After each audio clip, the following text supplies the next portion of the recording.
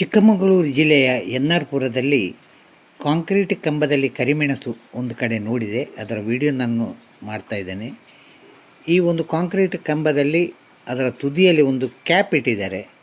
ಅದು ನನಗೆ ಸ್ವಲ್ಪ ವಿಶೇಷ ಕಂಡಿತು. ಏನಂದರೆ ಔಷಧಿ ಸ್ಪ್ರೇ ಮಾಡುವಾಗ ಅದು ವೇಸ್ಟ್ ಆಗದಾಗ ಅದು ಅದಕ್ಕೆ ರಿಬೌಂಡಾಗಿ ಪುನಃ ಆ ಗಿಡಗಳ ಮೇಲೆ ಬೀಳ್ತದೆ ಅಂತ ಹೇಳುವಂಥ ಒಂದು ಅಡ್ವಾಂಟೇಜ್ ಆ ಕ್ಯಾಪಿನಲ್ಲಿ ಕಂಡೆ.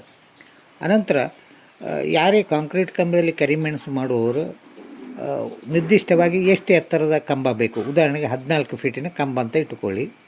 ಅಂದರೆ ಒಂದು 2 ಫೀಟಿನಷ್ಟು ಕಂಬ ಮಣ್ಣಿನ ಅಡಿಯಲ್ಲಿ ಇರಬೇಕು.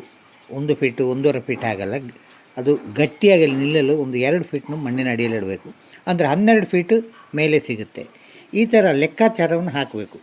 ಉದಾಹರಣೆಗೆ ಕಾಂಕ್ರೀಟ್ ಕಂಬದಲ್ಲಿ ಎಷ್ಟು ಕಬ್ಬಿಣವನ್ನು ಅವರು ಬಳಸಿದ್ದಾರೆ, ಈ ಎಲ್ಲ ಲೆಕ್ಕಾಚಾರಗಳನ್ನು ನಾವು ತಿಳ್ಕೊಳ್ಬೇಕು.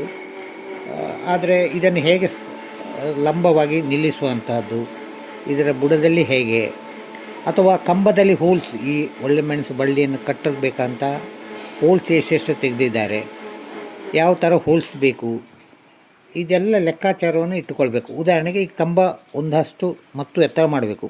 ಕಂಬದ ತುದಿಯಲ್ಲಿ ಇತ್ತೀಚೆಗೆ PVC ಕಪ್ಲರೆಲ್ಲ ಇಡ್ತಾರೆ, ಆ ಥರ ಇಟ್ಟಿದ್ದಾರೆ.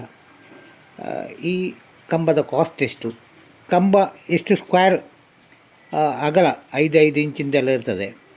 ಇಂಥ ಲೆಕ್ಕಾಚಾರಗಳನ್ನು ನಾವು ಮೊದಲೇ ತಿಳ್ಕೊಂಡು ಸೂಕ್ತವಾದ ಕಾಂಕ್ರೀಟ್ ಕಂಬವನ್ನು ಆಯ್ದುಕೊಂಡು ಯಾವ ಥರದಲ್ಲಿ ಬೆಳೆಸಬೇಕು. ಉದಾಹರಣೆಗೆ ಇಲ್ಲಿ ಸ್ಕ್ವೇರ್ ಬಳ್ಳಿಯನ್ನು ಸುತ್ತಿದ್ದು ಕಾಣ್ಬೋದು.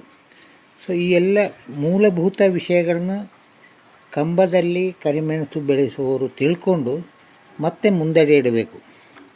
ಅಂದರೆ ಕಬ್ಬಿಣದ ಸರಳುಗಳನ್ನು ಇಡ್ತಾರೆ, ಈ ಕರಿಮೆಣಸಿನ ಬಳ್ಳಿಯನ್ನು ಅದಕ್ಕೆ ಆಧಾರವಾಗಿ. ಈ ಎಲ್ಲ ಇದನ್ನು ನಾವು ತಿಳ್ಕೊಂಡು ಮುಂದಡಿ ಇಡಬೇಕು.